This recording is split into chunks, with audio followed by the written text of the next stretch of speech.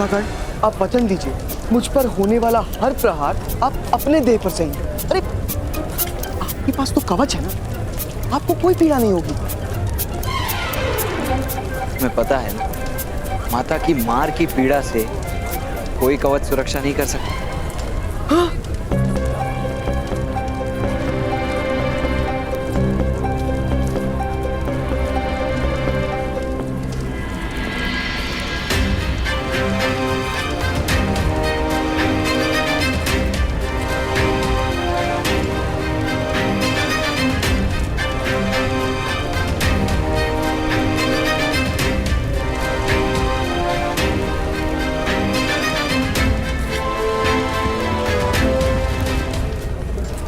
बलि से पूर्व पशु की आरती उतारी जाती है।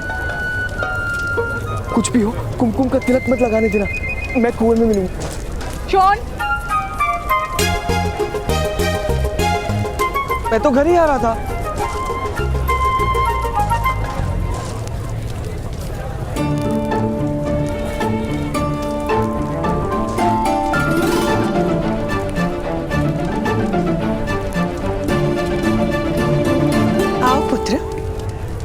आज तुमने बहुत महान कार्य किया है। आरती तुम्हारी प्रतीक्षा कर रही है।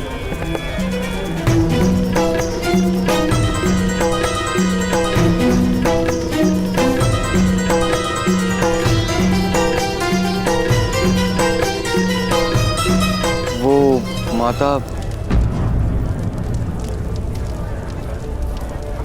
तुमने राजकुमार दुशासन को रथ से गिराया, महामहिम को आवाहन दिया।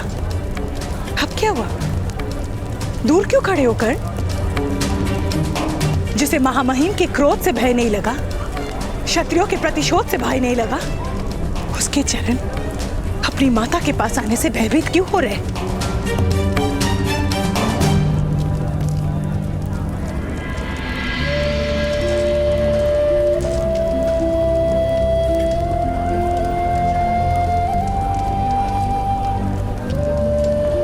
केवल माता ही अपनी संतान के हृदय का भय समझती है और केवल एक पुत्र ही अपनी माता के क्रोध का उपाय जानता है। तो फिर मेरे क्रोध का कुछ उपाय करो कर, मेरे हृदय की शांति के लिए कुछ प्रयत्न करो। कब तक तुम्हारे जीवन के संघर्षों में अपने स्वप्न को टूटते देखूं मैं? वो स्वप्न ही क्या जो टूट जाए माता। व्यर्थ विवाद मत करो कर। नहीं माता, मैं तो केवल आपके क्रोध को शांत करने का प्रयत्न कर रहा था। किस प्रकार करोगे मेरा क्रोध शांत? महामहिम का अपमान करके, क्षत्रियों से प्रतिशोध लेके?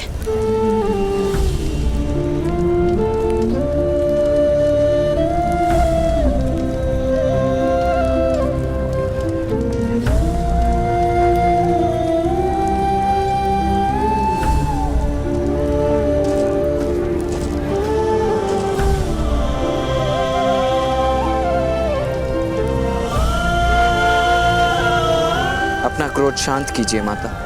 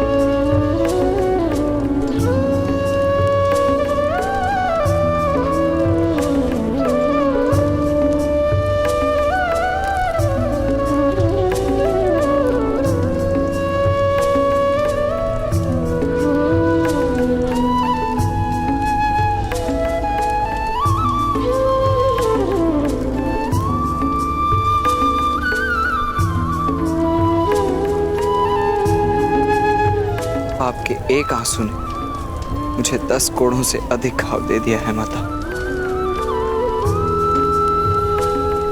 मुझे क्षमा कर दीजिए।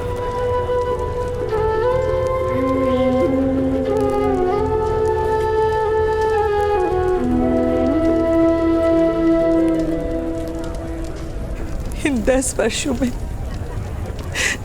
तुम्हें हर क्षण मैंने जलते देखा है कर्ण।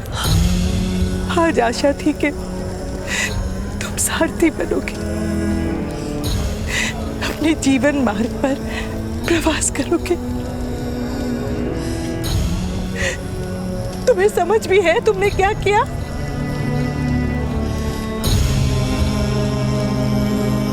समझ है उसे राधा।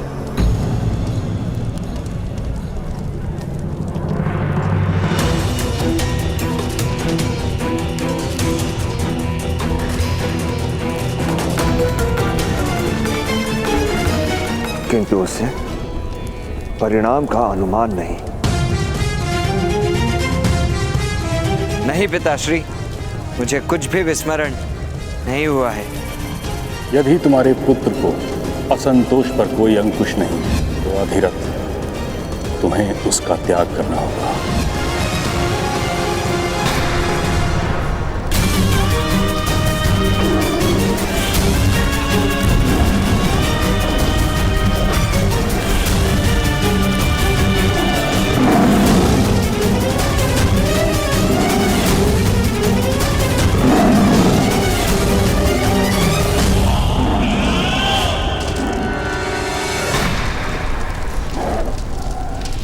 श्री, आप प्रतिदिन इस सिंह के साथ द्वंद्व क्यों करते हैं?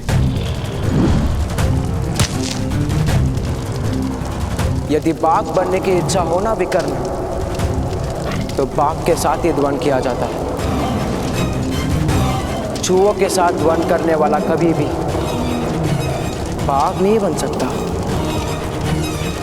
सैनिकों, ले जाओ इस मनुष्य को। कल कुछ अधिक शक्तिमान मनुष्य को आखेट के रूप में रखना।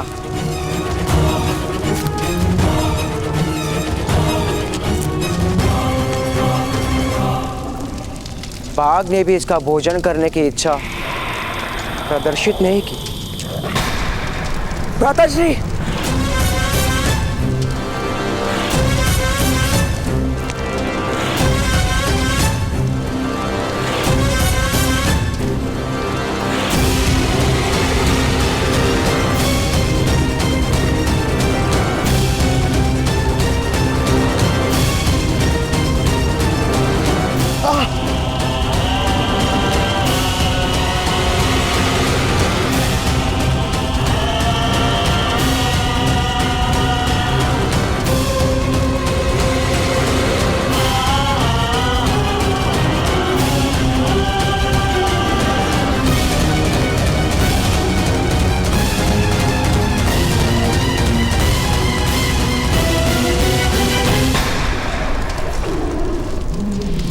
दुशासन, किसने की तुम्हारी ऐसी स्थिति?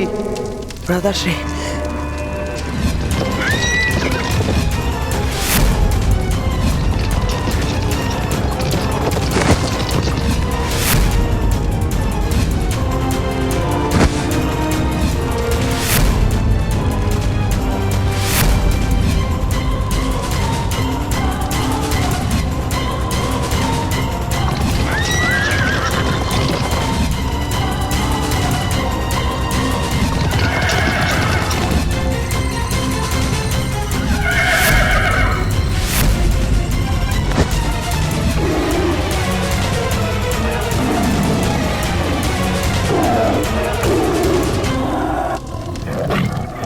पुत्र कर्ण!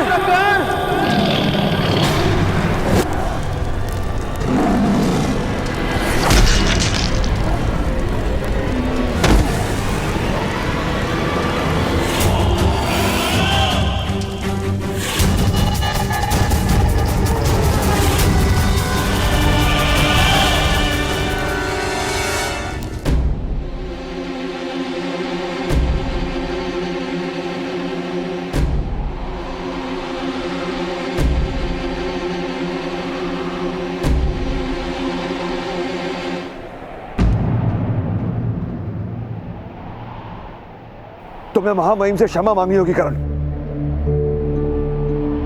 जिस दिन महामहिम मेरे साथ इन व्यर्थ की परंपराओं के विपक्ष में खड़े होंगे, उस दिन मैं क्षमा मांग लूंगा पिताश्री। विवाद मत करो कर्ण। तुम्हें क्षमा मांगनी होगी। नहीं पिताश्री, मैं क्षमा नहीं मांगूंगा।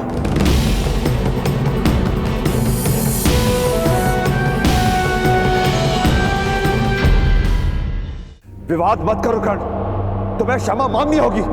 नहीं पिताश्री, मैं क्षमा नहीं मांगूंगा।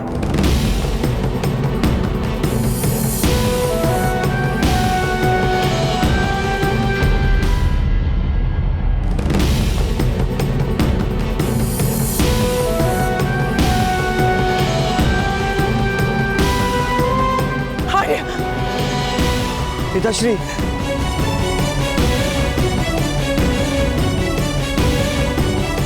तुम विद्रोह नहीं कर सकते कर्ण।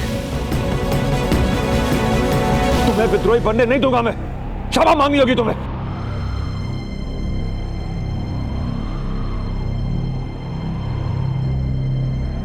नहीं पिताश्री, मैं क्षमा नहीं मांगूंगा। नहीं मांगोगे?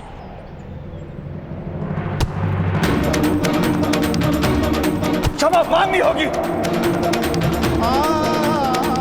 तुम्हें अपनी माता की ममता का, अपने पिता की आशाओं का, अपने भाई के सुख का विचार करना होगा करण। मैं तुम्हें त्याग नहीं सकता।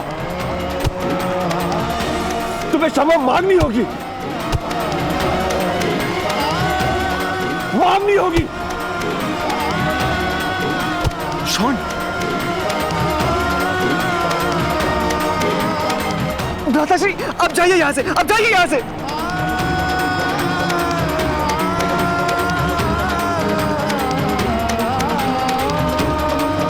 मेरे पास आपके क्रोध का कोई उपाय नहीं है पिताश्री।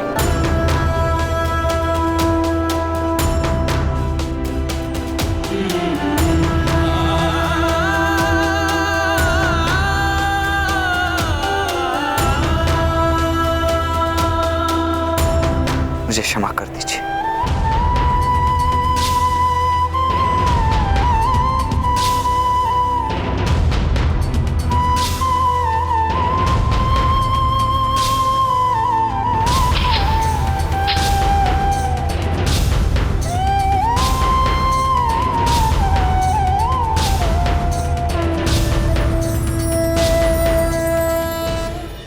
मेरे पास आपके क्रोध का कोई उपाय नहीं है पिताश्री।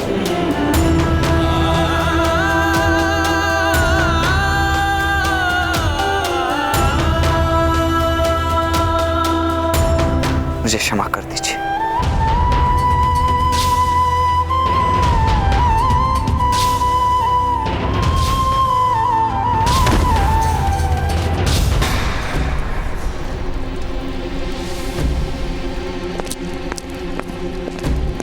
सैनिक, 100 सैनिकों को सच करो। मुझे इसी समय आक्रमण के लिए निकलना है, अन्यथा तुम सब सैनिकों के प्राण संकट में हैं। भ्राताश्री का आदेश तुरंत पूर्ण करो। सेना राजकुमार के आदेश से सज्ज नहीं होती।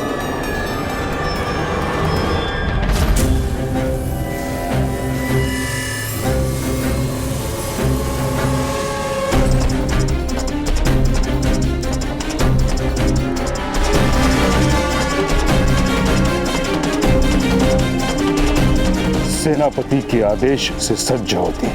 तो आप आदेश दीजिए पितामह। किसी सूत ने एक राजकुमार पर प्रहार करने की धृष्टता की है।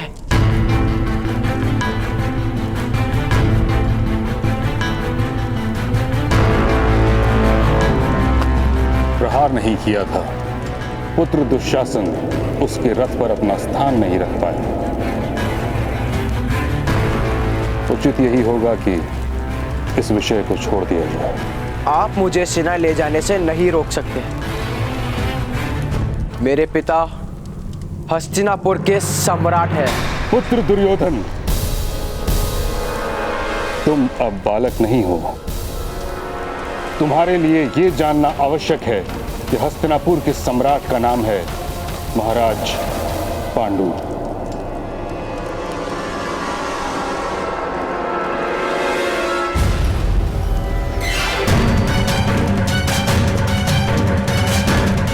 वह इस समय वन में तपस्या कर रहे हैं। तुम्हारे पिता केवल कार्यकारी राजा हैं। मंत्री और सेनापति के परामर्श के बिना उनको कोई आदेश देने का अधिकार नहीं। इसलिए हठ मत करो।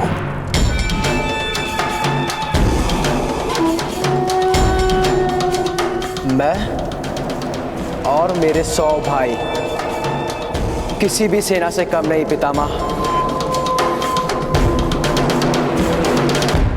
मैं तुम्हें आदेश नहीं दे सकता, किंतु चेतावनी दे रहा हूं। जो तुम करने जा रहे हो वह उचित नहीं है। चलो दुशासन, कह दो हमारे सभी भाइयों से कि शस्त्र उठा ले। आज उस सूत पुत्र को अवश्य दंड प्राप्त होगा।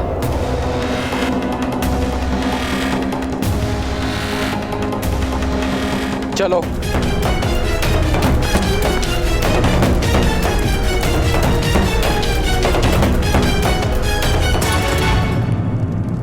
भ्राताकर्ण! भ्राताकर्ण! भ्राताकर्ण! कर्ण! भ्राताकर्ण! कर्ण! भ्राताकर्ण! जाप कर रहे हो? राम बोलो, कर्ण नहीं।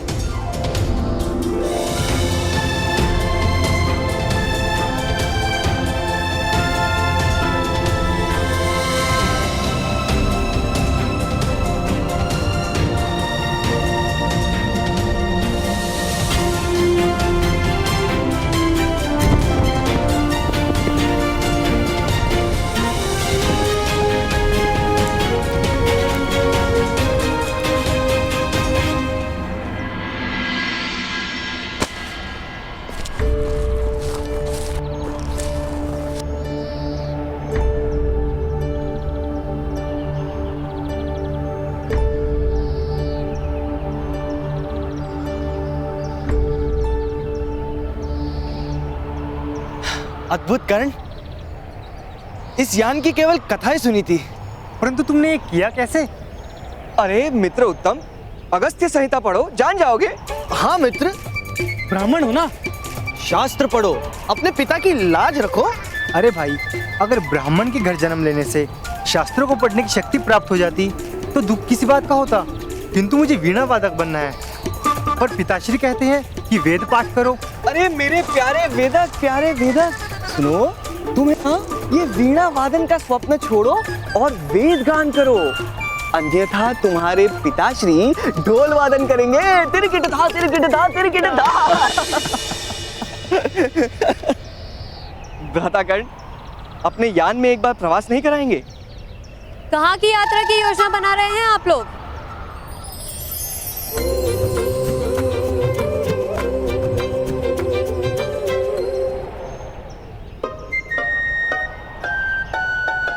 भ्राताकर्ण हमें अपने यान में यात्रा पर ले जा रहे थे, किंतु मैंने कहा कि वृषाली के बिना भ्राताकर्ण की कोई भी यात्रा सफल हो ही नहीं सकती।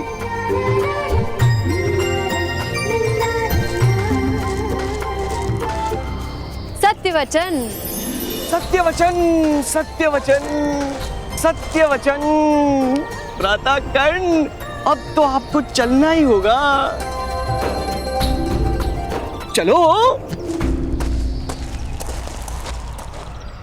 कहाँ है वो सूत पुत्र कर्ण?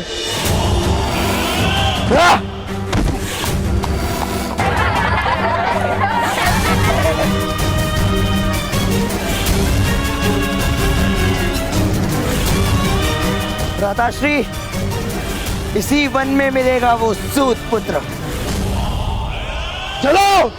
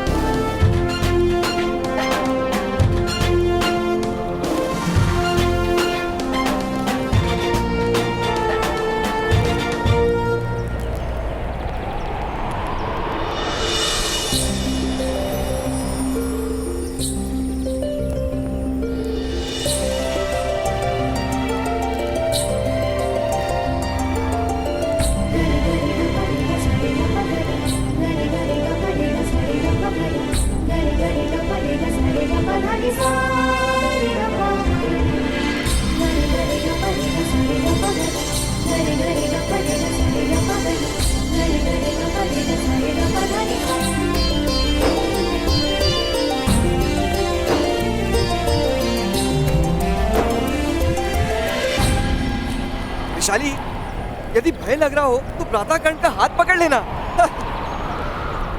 यदि मैंने तुम्हारे भ्राता कर्ण का हाथ पकड़ लिया तो भय के कारण उनकी तो मृत्यु ही हो जाएगी।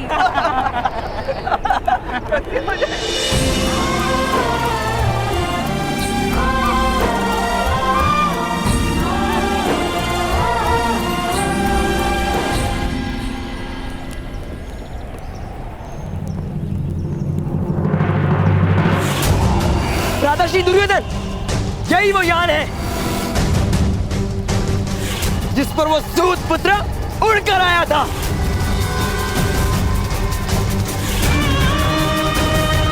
आज के पश्चात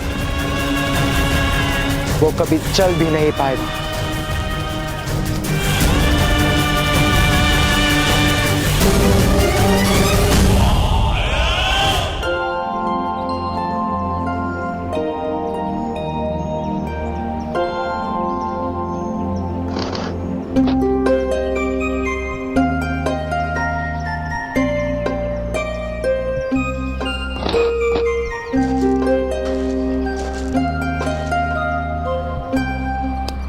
शुचिपद, ये कर्ण और शोन का अभ्यास तो संपूर्ण हो गया, तो अब तुम क्या करोगे? अब शस्त्र विद्या का ज्ञान प्राप्त करना होगा 2 वर्षों तक, फिर किसी युद्ध में जाकर अपने प्राण गंवा दूंगा। युद्ध करेंगे 2 राजा और व्यर्थ मृत्यु मेरी होगी। तुम्हारे हाथों हस्तिनापुर की विजय भी तो हो सकती है। किंतु विजय तो केवल राजा को प्राप्त होगी वृषाली। तुम सभी बहुत भाग्यवान हो, क्षत्रिय नहीं जन्मे। मुझे मूर्तिकार बनना था, किंतु मेरे भाग्य में तो केवल रक्त बहाने का व्यापार लिखा गया है। सबसे दयनीय तो ब्राह्मण होता है। पहले सारे शास्त्र कंठस्थ करो, उसके बाद पूरे संसार का पाप पुण्य का भार अपने सर पर उठाकर जियो। ब्राह्मणों को एक भूल भी करने का अधिकार नहीं और एक पल का भी विश्राम नहीं। किंतु ये व्यवस्थाएं, ये परंपराएं यदि किसी को सुख नहीं दे सकती तो ये टूटती क्यों नहीं? क्योंकि अहंकार को सुख मिलता है सुचिपत। ऊंच नीच के भेद में लोगों की निर्बलता छुप जाती है। उंगली उठाने की क्षमता नहीं, ऐसे लोग शस्त्र उठाकर सूरमा कहलाते हैं। सत्य का बोध नहीं, ऐसे लोग सत्य का ज्ञान बांटकर ब्रह्मज्ञानी कहलाते हैं। रथ का चक्र बिठा नहीं सकते, ऐसे लोगों को सारथी बनने का अधिकार मिल जाता है। अर्थात ये व्यवस्थाएं क्षमताहीन लोगों को सुरक्षा देती हैं सुचिपत। किंतु इन परंपराओं को टूटना होगा भ्राताश्री। यदि किसी को अपना बलिदान देकर भी इन्हें तोड़ना पड़े तब भी उचित है। तुम लोगों का बलिदान देने का समय निकट आ गया है।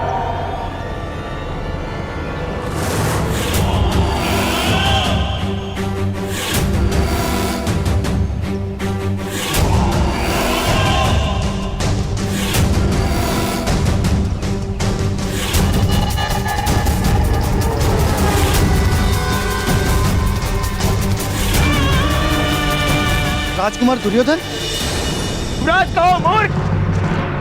भ्राताश्री, वही है अधिरथ सारथी का पुत्र कर्ण।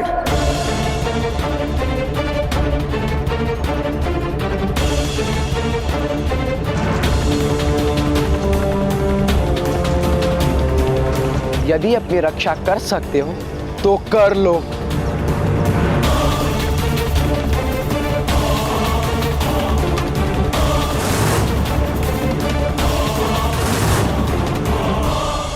युवराज, युवराज, व्यर्थ में बात मत बढ़ाइए।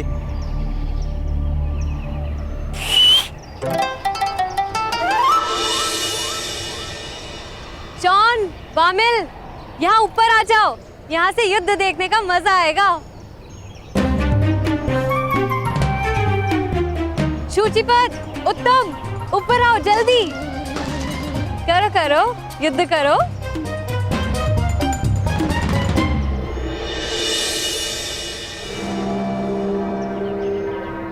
देखिए राजकुमार, रक्त देखकर अस्वस्थ हो जाते हैं हम। क्षत्रिय नहीं है ना? आप अवश्य मेरे भ्राताश्री के साथ द्वंद्व कीजिए, किंतु ध्यान रखिएगा आपको बहुत घाव ना हो।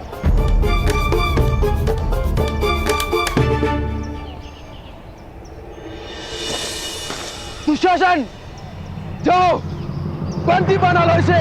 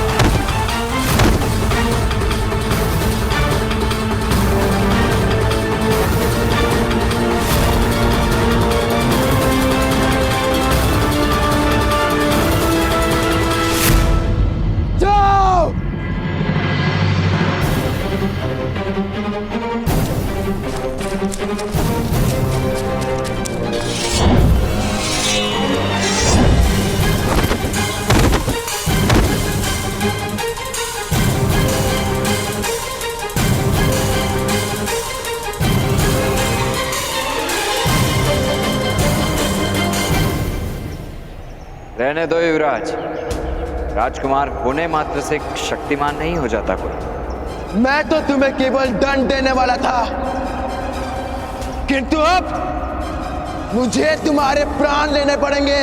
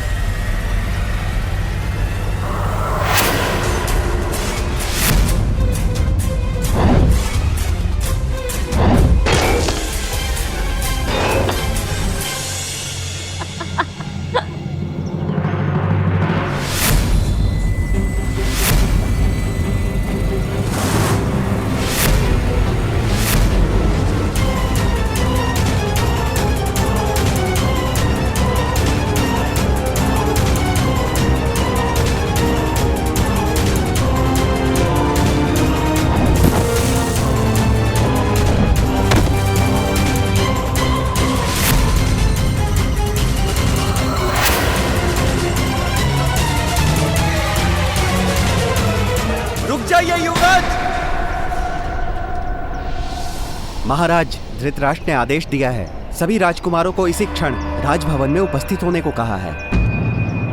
और यह भी आदेश है कि सूतों पे आप प्रहार नहीं करेंगे।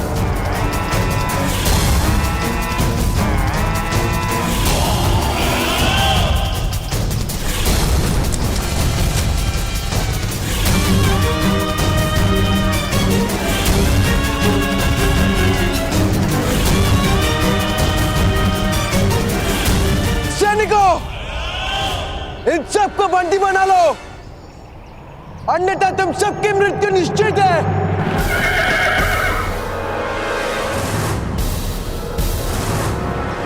आदेश का पालन हो,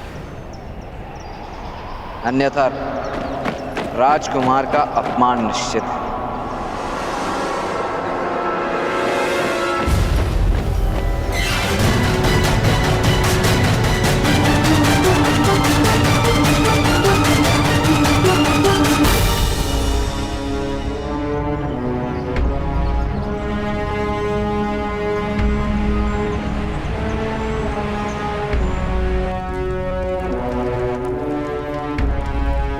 मेरा परामर्श है कि इस विषय को यहीं समाप्त कर दिया जाए। राजकुमारों का अपमान नहीं हो सकता ताचरी।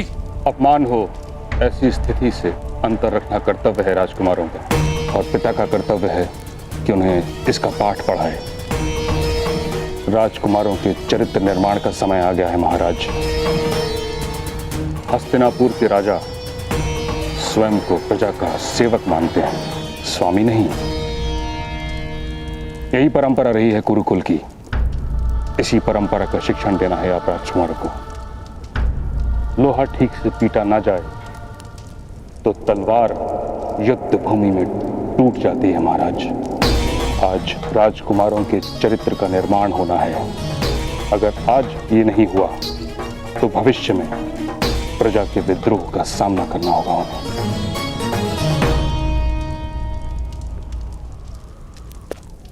महाराज, युवराज और वो सूत बालक उपस्थित हैं। स्मरण रहे महाराज, आज राजकुमारों के चरित्र का निर्माण आवश्यक है।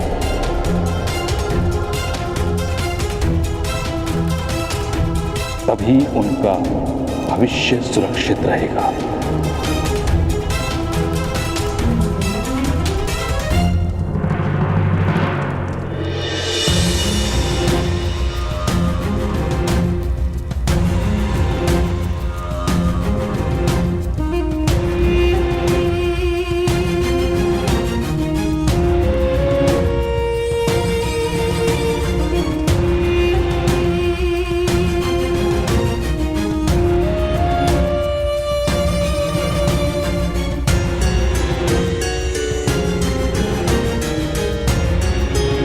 पिताश्री, इन सूत के पुत्र ने राजकुमार का अपमान किया है।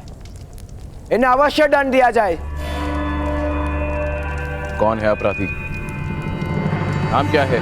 वही हूं मैं महाराज, जिसने आपके पुत्रों के प्राणों की 2 बार रक्षा की है।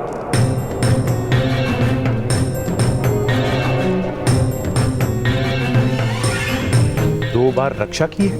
आज जब ये मुझसे युद्ध करने आए तो इन पर प्रहार न करके मैंने इनके प्राणों की रक्षा की, और इससे पूर्व इनके जन्म के समय महामुनि व्यास को अपने रथ में बिठाकर लाया था मैं। राधे कर्ण? सूत पुत्र कर्ण।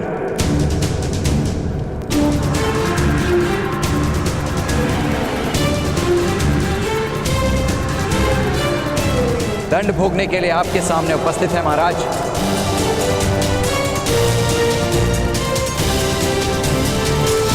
दुर्योधन, आज तुम इस व्यक्ति के कारण ही जीवित हो। तुम्हारे जन्म के समय यदि राधे ने अद्भुत साहस तथा रथ विद्या का प्रमाण ना दिया होता तो तुम्हारा जन्म ही संभव ना था। बिच्छू होता है वो जो रक्षा करने वाले को ही दंश देता है। तुम तो मनुष्य हो, उपकार का विस्मरण नहीं कर सकते पुत्र। तो मैं क्या करूं पिताश्री? कर्ण पर लगाए आरोप को निषिद्ध घोषित कर दो पुत्र। किंतु महाराज, राजा पर किया गया उपकार क्या अपराध करने की अनुमति है? तात्पर्य? वर्षों पूर्व जो मैंने इस सभा में कहा था वही आज भी कहता हूं महाराज। क्षमा नहीं, न्याय दीजिए। मेरा अपराध सिद्ध कीजिए अथवा मुझे निर्दोष घोषित कीजिए।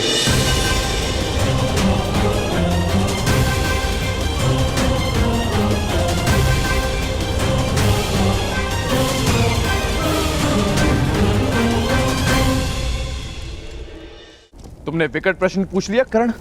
पुत्र दुर्योधन, क्या तुम आरोप सिद्ध कर सकते हो? इसने दुशासन को रथ से गिराया था।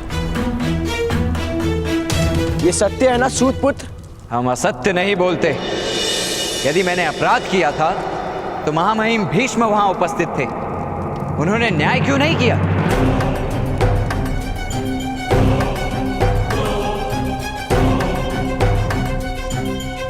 महाराज, उस परीक्षा में कर्ण एक असफल सारथी सिद्ध हुआ था, वही उसका दंड था।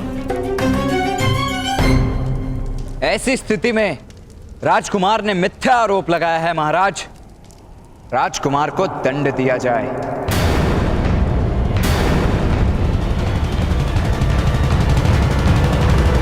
असंभव!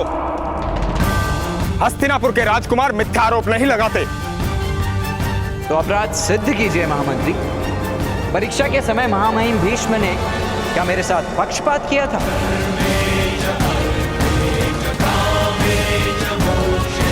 हठ मत करो कर्ण।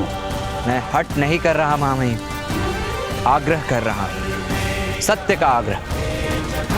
निर्बल मनुष्य को सम्मान प्राप्त करने हेतु केवल एक ही शस्त्र अवगत होता है, सत्याग्रह का शस्त्र। सत्य का आग्रह कर रहे हो कर्ण। सदैव यदि सत्य पर चलने की क्षमता नहीं हुई तो जीवन विफल हो जाएगा तुम्हारा। आप न्याय कीजिए महामहिम, भविष्य दर्शन नहीं।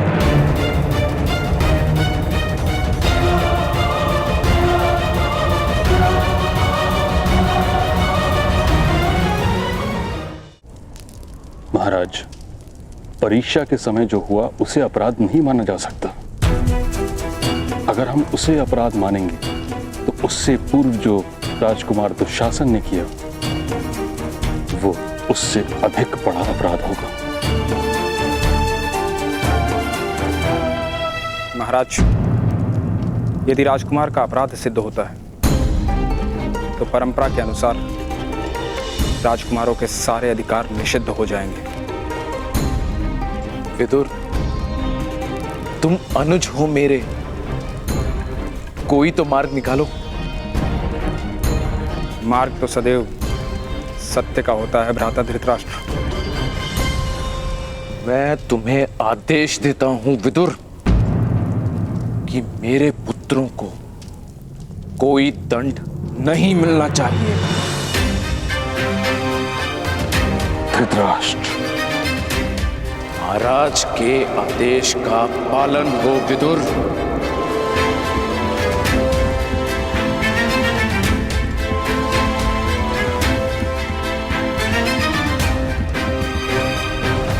और क्या आरोप है राजकुमार दुर्योधन? इसके भाई ने मेरा अपमान किया। उसने मुझे निर्बल कहा। क्या यह सत्य है अधिरथ पुत्र शोण? तुमने राजकुमार को ऐसा कहा था? किंतु आरोपी तो मैं हूं महामंत्री। शोण से प्रश्न पूछने का क्या कारण है? युवराज ने अभी अभी शोण पर आरोप लगाया है। उत्तर दो शोण। नहीं, शोण उत्तर नहीं देगा।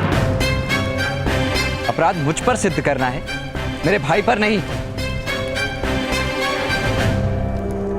उत्तर दो सूतपुत्र, सत्य बोलो।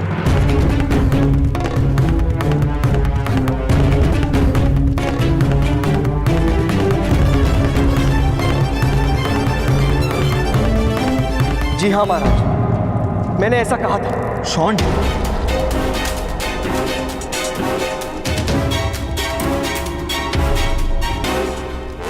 अर्थात राजकुमार ने मिथ्या आरोप नहीं लगाया। अपराधी का दंड निश्चित किया जाए महाराज। न्याय संहिता के अनुसार युवराज के अपमान का क्या दंड है? अपराधी को 10 कोड़े मारने का आदेश है।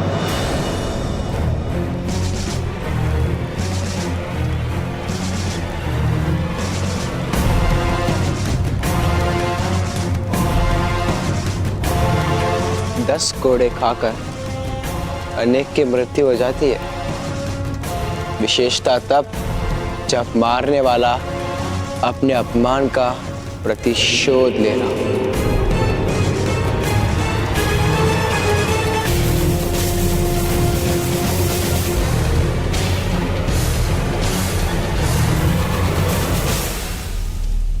यह अन्याय है। ऐसा दंड आप नहीं दे सकते। यदि यह परंपरा है तो इसे तोड़िए महामहिम भीष्म। हस्तिनापुर की प्रजा आपको देवता मानती है। अपने सामर्थ्य का प्रदर्शन कीजिए। इस अन्याय को होने से रोकिए महामहिम।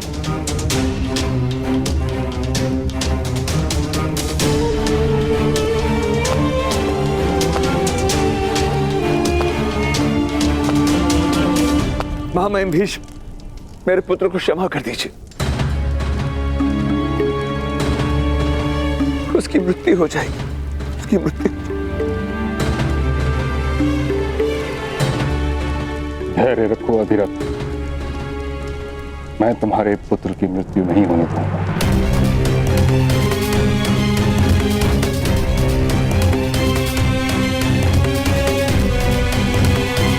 अगर आपकी अनुमति हो तो मैं अपराधी को स्वयं दंड देने की इच्छा रखता हूं।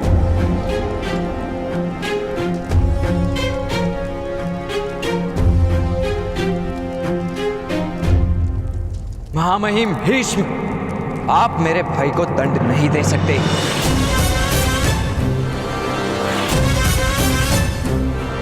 सैनिकों, बंदी बना लो इस अपराधी को।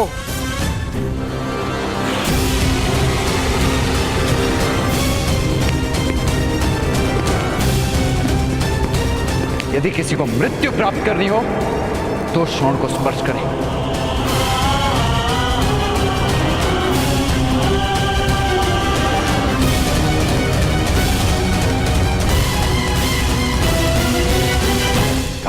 अधिरथ,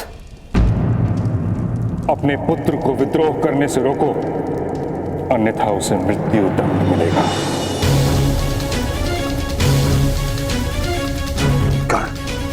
मेरा आदेश है, रुक जाओ। महामहिम भीष्म, मैं वचन देता हूं, मेरा पुत्र कर्ण शोण को दंड भोगने से नहीं रोकेगा।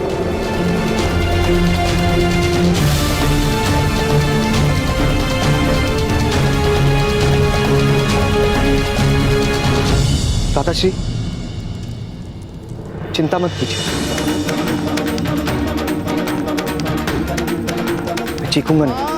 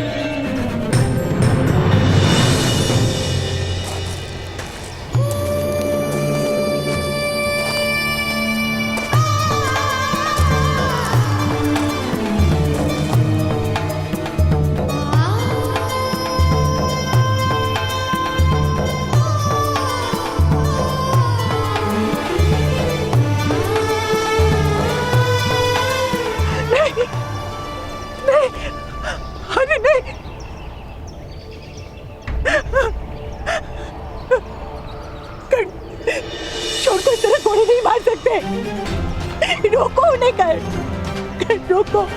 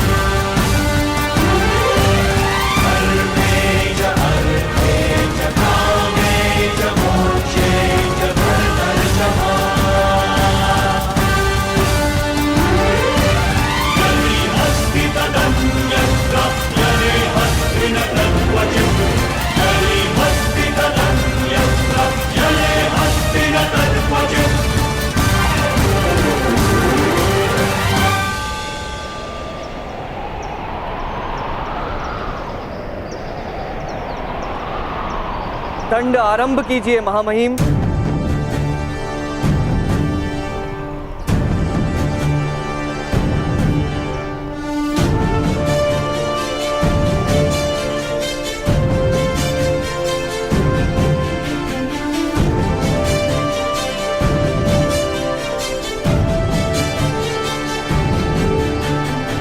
पितामह,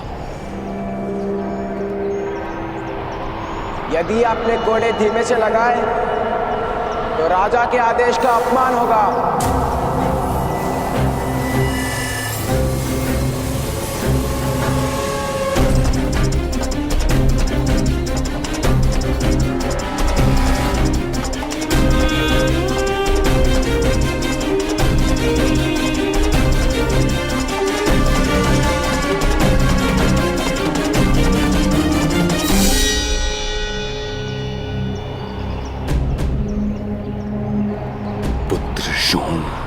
मुझे क्षमा करना।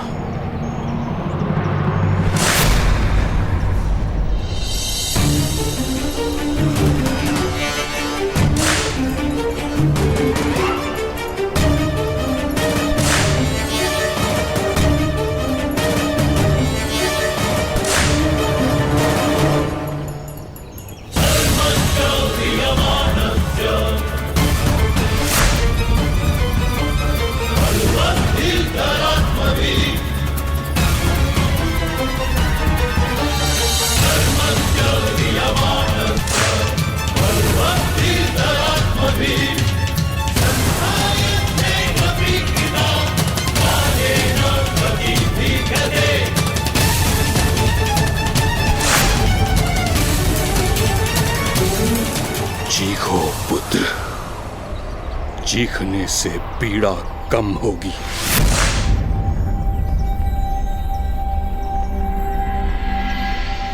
जब पीड़ा सहनी है तो कम क्या और अधिक क्या।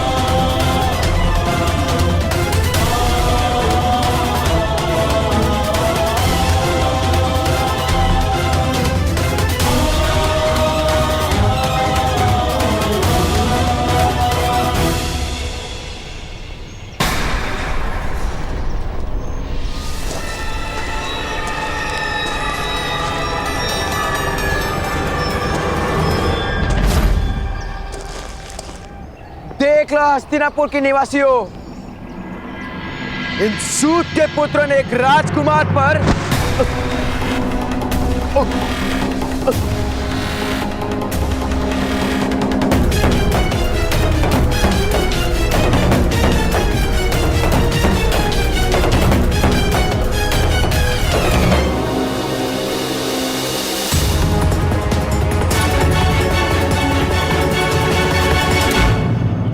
जाओ।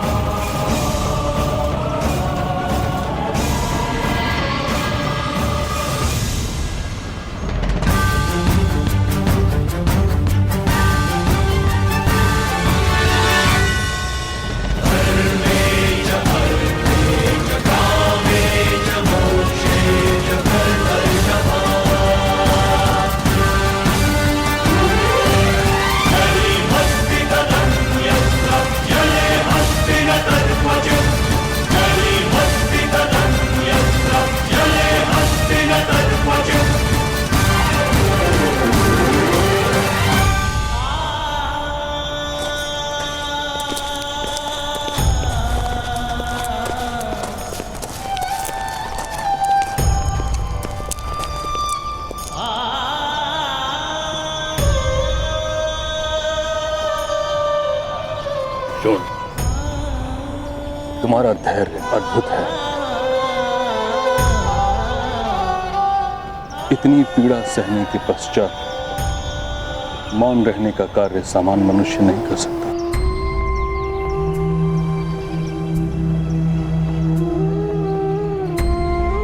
चीख कर दंड देने वाले को संतोष देने की मेरी इच्छा नहीं थी मामाई, तो क्षमा कीजिएगा। तुमने उचित किया शोण। पीड़ित की चीख से न्याय को बल मिलता है। मैं तुमसे क्षमा मांगता हूं।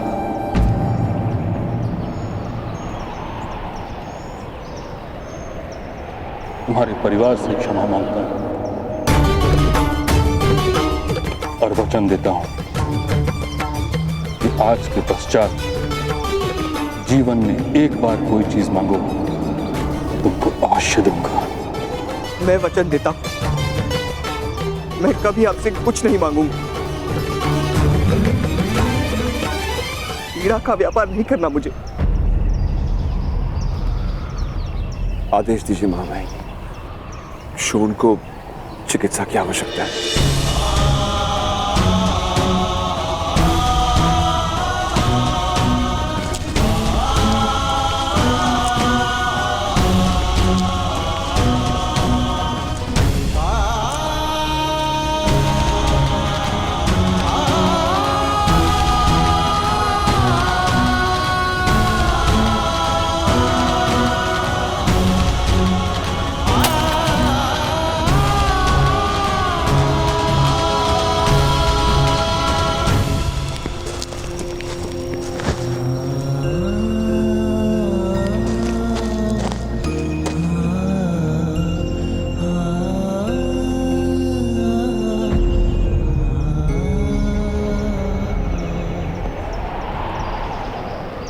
चलो कर्ण।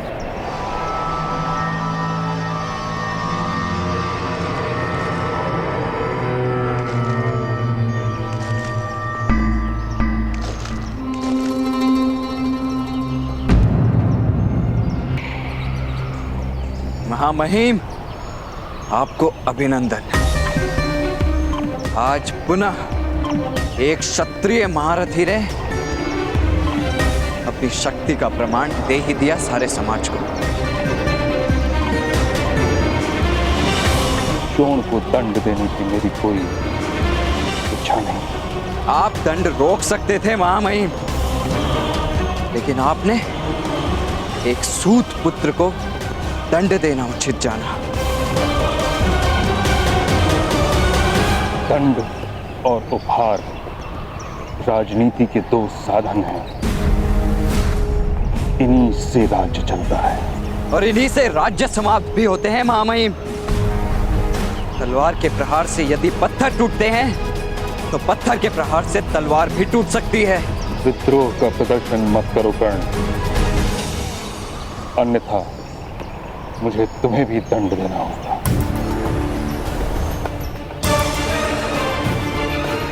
क्षमा कीजिए महामहिम, मुझसे भूल हो गई। आज दंड भोगने की मेरी इच्छा नहीं। वसंत पंचमी के दिन इससे भी बहुत अधिक पीड़ादायक दंड मुझे प्राप्त होने वाला है। आपको विस्मरण हो गया? वसंत पंचमी के उत्सव में आप स्वयं मेरे रथ में विराजमान होने वाले हैं। आज के बाद मुझे प्रतिक्षण उस दिन की प्रतीक्षा रहेगी। उस दिन मुझे प्राप्त होने वाले दंड की प्रतीक्षा रहेगी। उस दिन या तो मेरी मृत्यु होगी या एक योद्धा निकलेगा।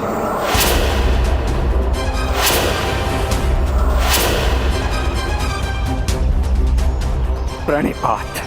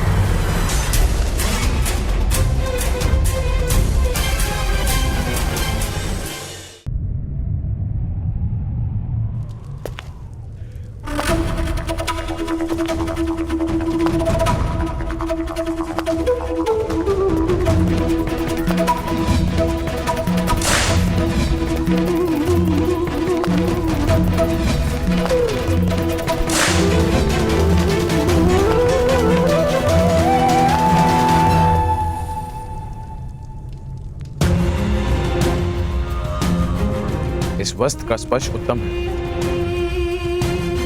इसका उपवस्त्र निर्मित करवाओ।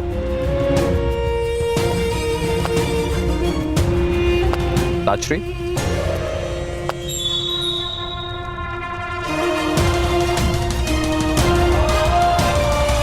जो वस्त्र हम धारण करते हैं वो दूसरों को दिखते हैं धृतराष्ट्र। क्या तुम कभी ये जान सकते हो कि तुम्हारी छवि इन वस्त्रों में कैसी लगती है, प्रिय या नहीं? एक नेत्रहीन को रंग और छवि से क्या संबंध ताजश्री? वस्त्र और व्यवहार मनुष्य का चरित्र निर्माण करता है। अनुचित वस्त्र और अनुचित व्यवहार से प्रजा की दृष्टि में राजा गिर जाता है। क्या तुम ये नहीं जानते? नेत्रहीन होना दुर्भाग्य है, किंतु मन, बुद्धि और हृदय से दृष्टिहीन होना अपराध है। आज राज्यसभा में पुत्र प्रेम के कारण तुमने एक सूत के बालक क्षोण को दंड दे दिया और यह स्थापित कर दिया कि इस राज्य में किसी को न्याय नहीं प्राप्त हो सकता। न केवल ये, बल्कि तुमने अपने पुत्रों को यह विश्वास दिला दिया कि वो हर प्रकार का दुष्कर्म करने का अधिकार रखते हैं। यदि दंड ना देता तो राजकुमारों का अपमान इस समाज की रीत बन जाती ताजश्री। दंड के आधार पर सम्मान तो प्राप्त हो सकता है, किंतु उत्तम व्यवहार से समर्पण प्राप्त होता है और इस समय राज परिवार को समर्पण की आवश्यकता है, सम्मान की नहीं। बल के प्रयोग से ही समर्पण प्राप्त होता है ताजश्री। बल से विद्रोह उत्पन्न होता है, इतिहास साक्षी है। अगर इतना सरल सा सिद्धांत तुम्हें समझ में नहीं आता तो तुम राजा बनने के योग्य नहीं हो।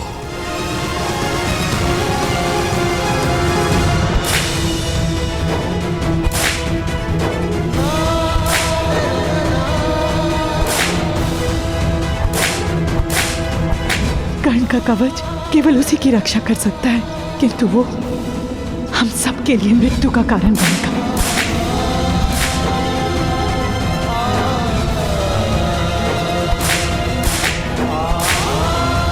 सूत धनुष का स्पर्श करता है, उसका हाथ काट दिया जाता है। अपराधी 10 कोड़े मारने का आदेश है।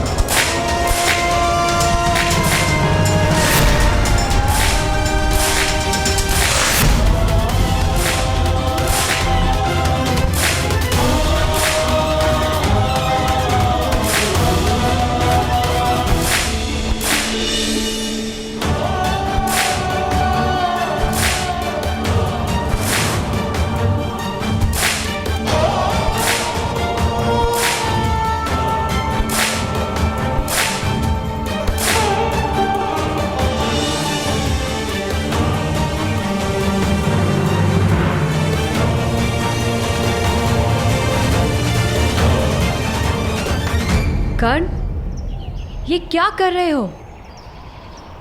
मुझे भी पीड़ा का अनुभव करना है। मेरे कारण सदैव दूसरों को पीड़ा हुई है। मेरे कवच के कारण सदैव मेरी सुरक्षा हुई है। यदि मुझे पीड़ा का अनुभव नहीं हो सकता तो क्या अधिकार है मुझे दूसरों को पीड़ा पहुंचाने का? तुम्हें इस पीड़ा का अनुभव है कर्ण। तुम्हारा कवच तुम्हारा सामर्थ्य नहीं, वो पीड़ा तुम्हारा सामर्थ्य है। ऐसा सामर्थ्य जो अपने भाई की रक्षा न कर सका? ये दंड किस लिए था? क्या अपराध था शौंड का? वास्तव में अपराध जैसा कुछ होता भी है या ये समृद्ध और बलवान लोगों का निर्मित किया हुआ छल है? अभी इन विचारों का समय नहीं है कर्ण। इस समय शौंड को तुम्हारी आवश्यकता है।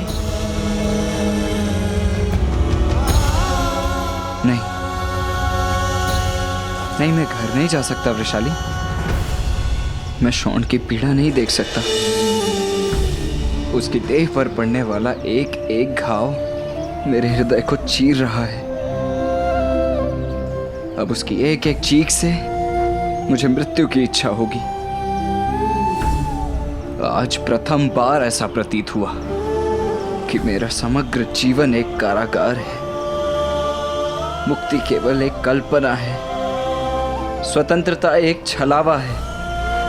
वास्तव में मृत्यु ही मेरे जीवन की बेड़ियों को तोड़ने का एक मार्ग है।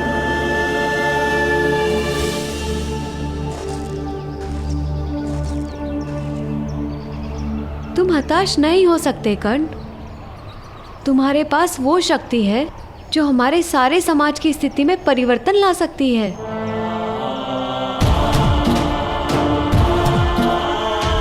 चलो कर्ण, शौंड की पीड़ा से भागो मत, उसे देखो, उस पीड़ा को अपना परिचय बना लो। केवल तुम्हारा सामर्थ्य इस पीड़ा की प्रतिध्वनि हस्तिनापुर के सिंहासन तक पहुंचा सकता है।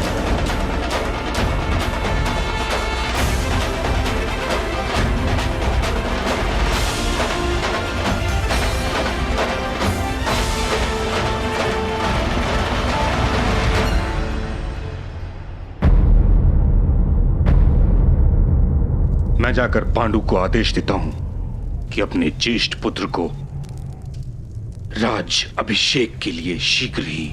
ताश्री! महाराज, ईश्वर ने किस बात का प्रतिशोध लिया है हमसे?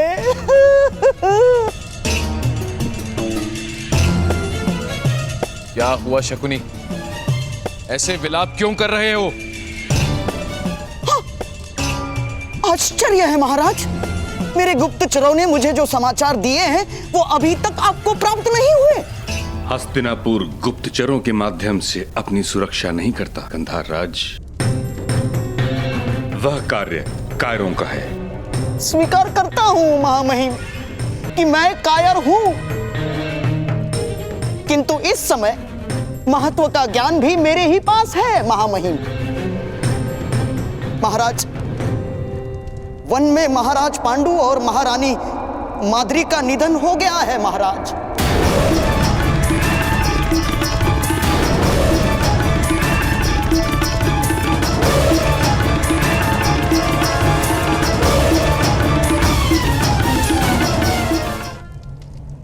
वन में महाराज पांडु और महारानी माद्री का निधन हो गया है महाराज।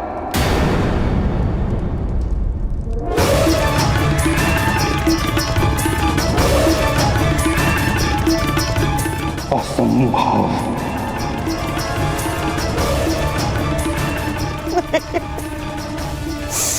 नहीं महामहिम, नहीं।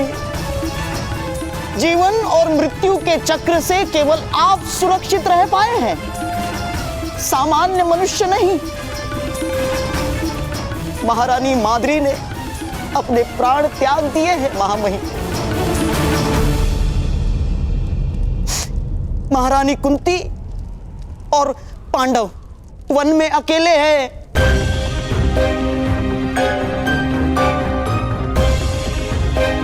बड़ा कठिन हो जाएगा महारानी कुंती और उनके पुत्रों का जीवन।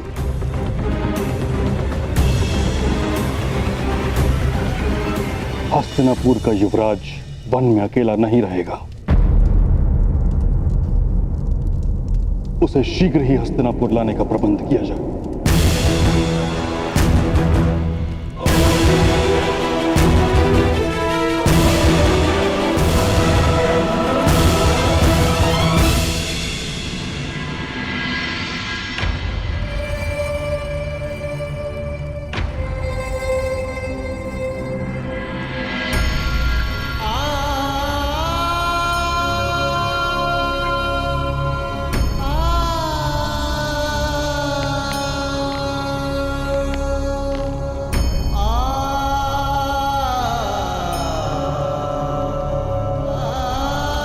शॉन, तुम स्वस्थ तो हो ना? 4 लड्डू खाकर आप स्वस्थ नहीं रह सकते। मैंने तो 10 कोड़े खाए हैं। मैं किस प्रकार स्वस्थ रहूंगा?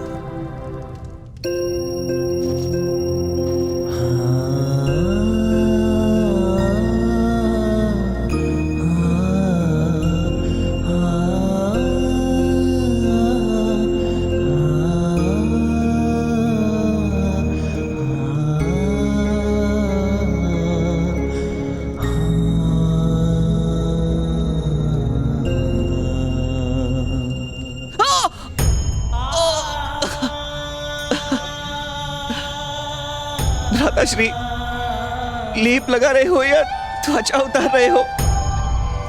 मुझे क्षमा कर देना शॉन। चलो,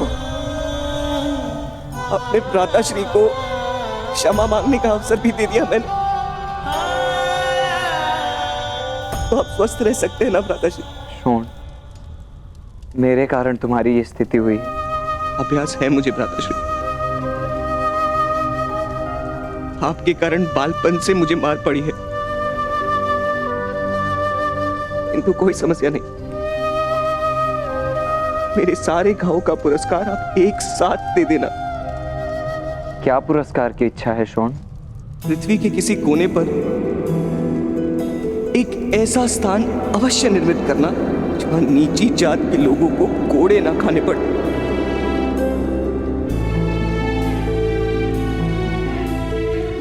और वहां मेरे लिए एक बड़ा सा भवन निर्मित करना।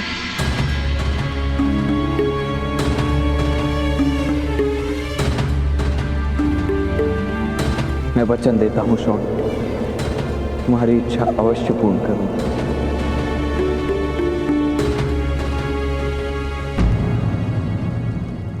तुम्हारे एक एक रक्त बिंदु का प्रतिशोध लूंगा मैं।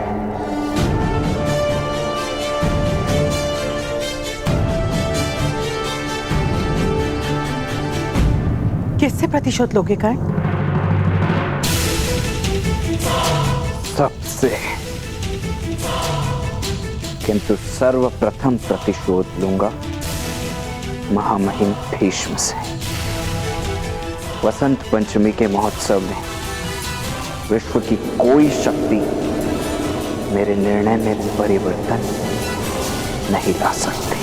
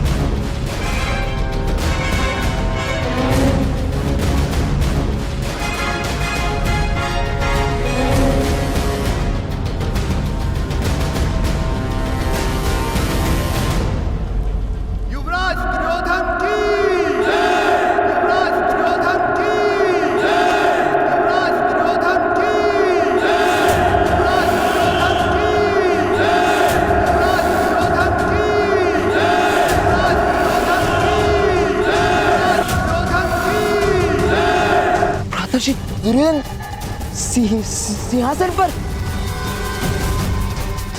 होने वाले महाराज विराजमान है। युवराज दुर्योधन की, युवराज दुर्योधन की, युवराज दुर्योधन की, युवराज दुर्योधन की। दुर्योधन!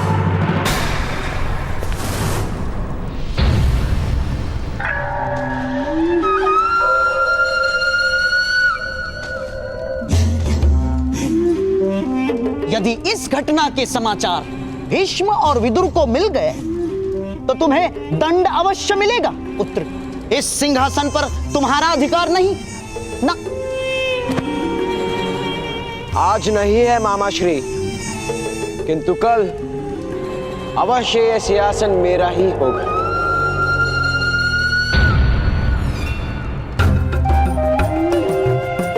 स्वप्न देखने वाला सुख पाता है और सत्य देखने वाला सफलता पाता है।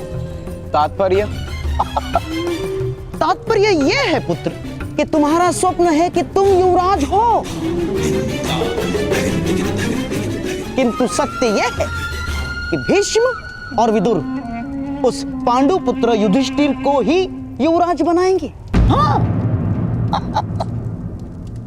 और जब तक भीष्म जीवित है तब तक तुम हस्तिनापुर के सिंहासन पर विराजमान नहीं हो सकते।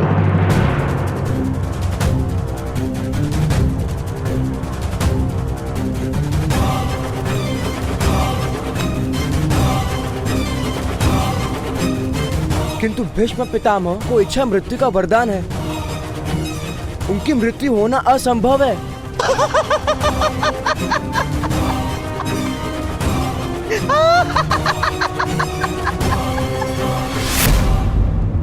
उत्तम, अति उत्तम पुत्र, अति उत्तम। किंतु पांडु पुत्रों को तो ऐसा कोई वरदान प्राप्त नहीं है ना पुत्र।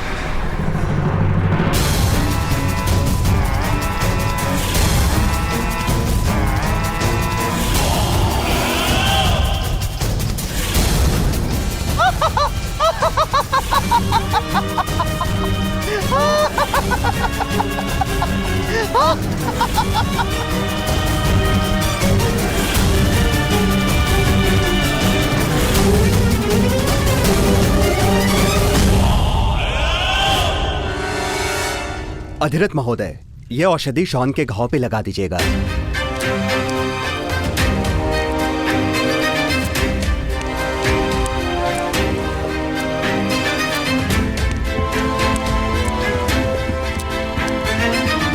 अधिरथ महोदय,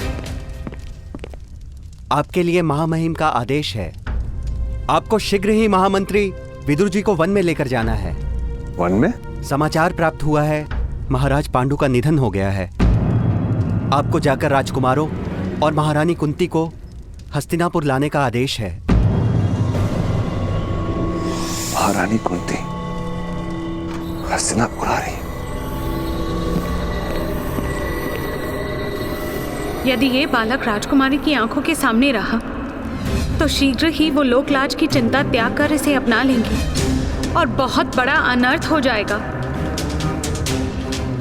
महाराज और राजकुमारी पर लांछन लगेगा। इसलिए इस बालक का राजकुमारी से दूर और गुप्त रहना अनिवार्य है। इसी कारण मैं इसकी रक्षा का उत्तरदायित्व आपको सौंप रही हूँ। भगवान ने राजकुमारी को आश्वासन दिया था कि वो सदैव अपने पुत्र की रक्षा करेंगे। यही कारण है कि इस बालक के पास दिव्य कवच तथा कुंडल है।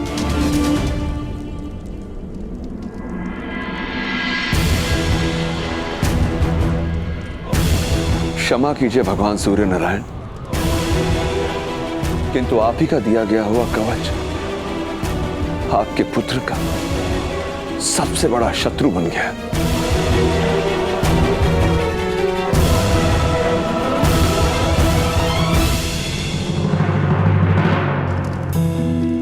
शोन,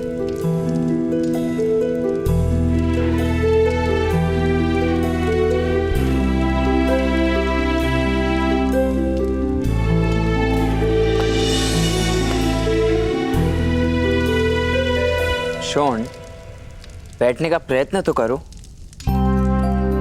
नहीं भ्राताश्री, अब मैं 1 वर्ष तक नहीं बैठूंगा।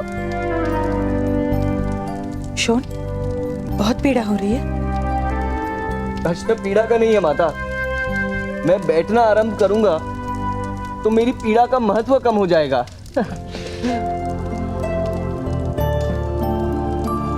शॉन, तुम 1 वर्ष तक कैसे पड़े रह सकते हो? वसंत पंचमी केवल 1 मास के पश्चात है। मेरी परीक्षा देखने नहीं आओगे? यदि तुम्हारे पुत्र को असंतोष पर कोई अंकुश नहीं तो अधिरथ तुम्हें उसका त्याग करना होगा। वसंत पंचमी के दिन कोई परीक्षा नहीं होगी।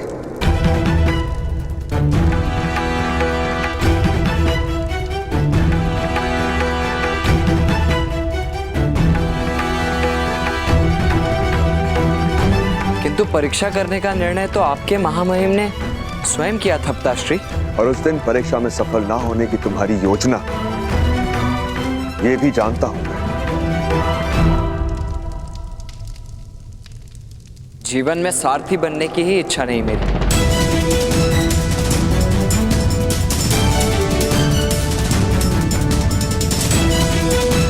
क्या बनना है तुम्हें? धनुर्धारी तो बन नहीं पाओगे। जीवन भर विद्रोह करते रहोगे। जीवन भर तुम्हारी माता को चिंता करवाओगे। क्या तुम्हारे पिता को जीवन भर क्षमा याचना करनी पड़ेगी? तुम्हारे भाई को जीवन भर दंड भोगने पड़ेंगे? ये योजना है तुम्हारी? चिंता करने वाली, क्षमा मांगने वाली और दंड देने वाली परंपराओं को तोड़ने की योजना है।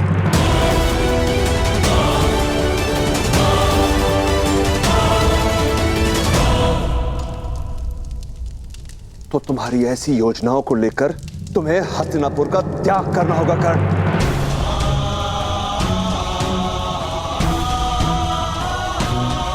अब तुम्हारा यहां कोई स्थान नहीं है।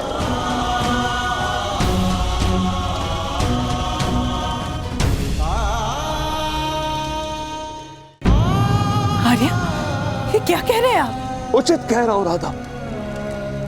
माता सरस्वती भी वडवानल नाम की दिव्य अग्नि का ताप नहीं सह पाई थी। माता गंगा भी शिव के पुत्र का ताप नहीं सह पाई थी।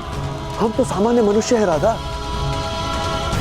कब तक इसकी दिव्यता का भार संभालते रहेंगे?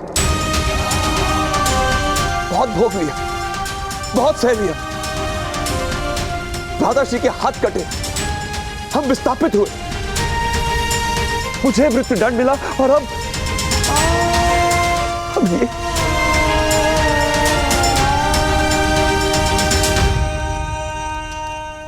नहीं करण।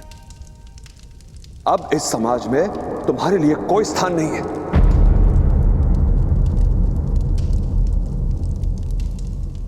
तुम्हारे ताऊ के पास वन में ही तुम्हारा स्थान है।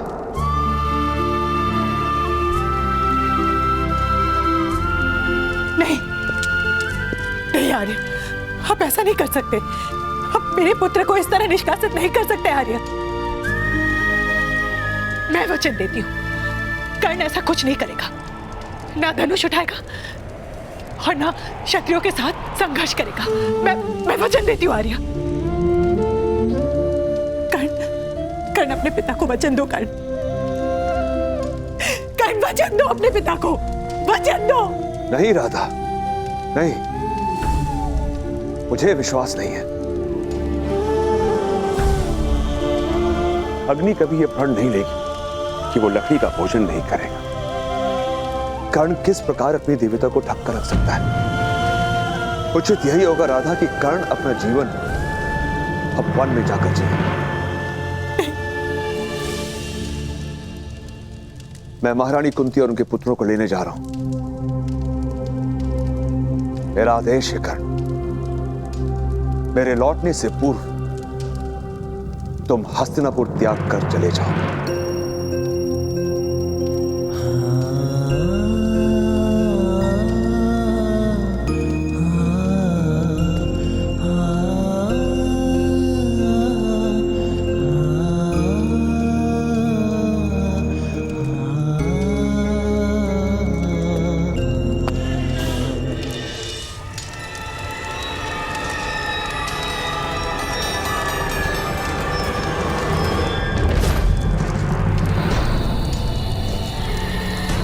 गांधार राज शकुनी,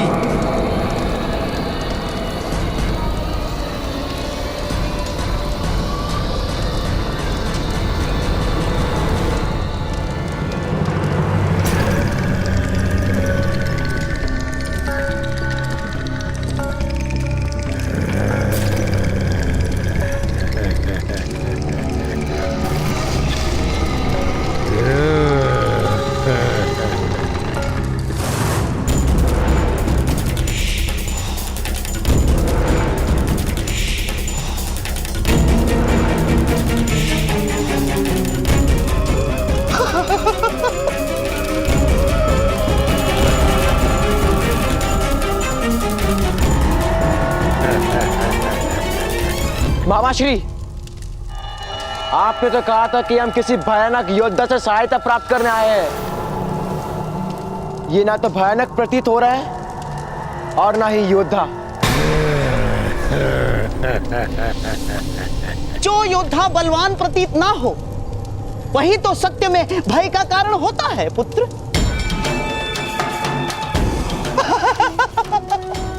ये है अग्नि पर्व।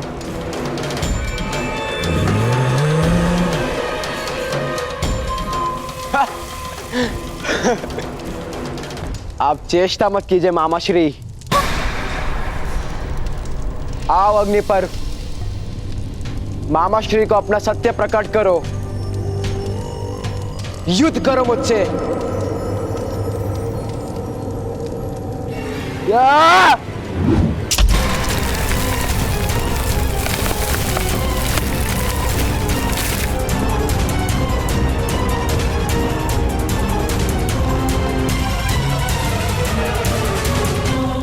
राजकुमार दुर्योधन केवल मनुष्य अहंकार के लिए युद्ध करते हैं।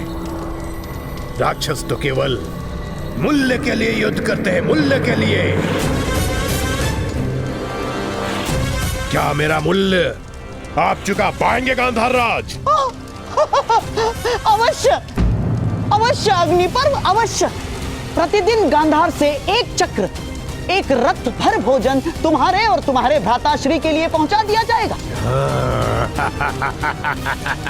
किंतु पांडु पुत्रों की मृत्यु इतनी सरल नहीं होगी, ध्यान रहे अग्नि पर्व। अग्नि पर्व के लिए किसी भी मनुष्य की मृत्यु सरल है।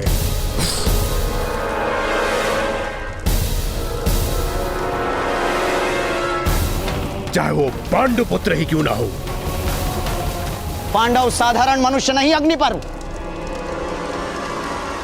मेरे गुप्तचरों ने मुझे कुछ समय पूर्व एक घटना के विषय में कहा था।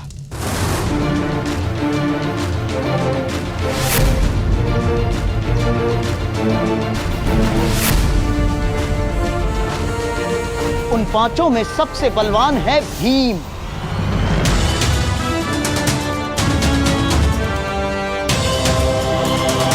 जो अपने मुष्टिका की एक प्रहार से शीला तोड़ सकता है।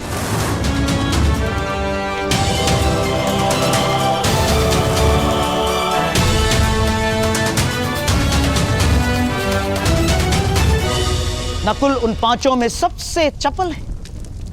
विचारों की गति से उसकी तलवार घूमती है।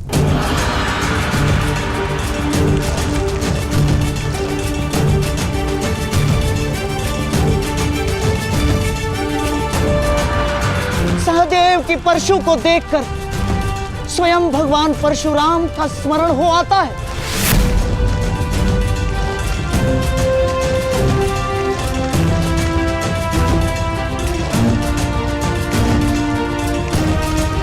सबसे ज्येष्ठ युधिष्ठिर का भाला शब्द वेदी है।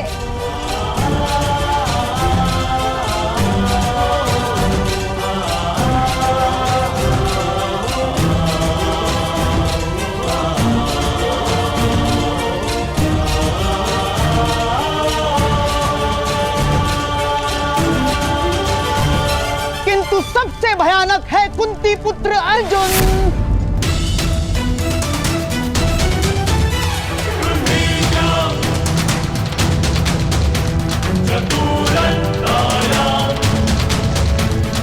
Burn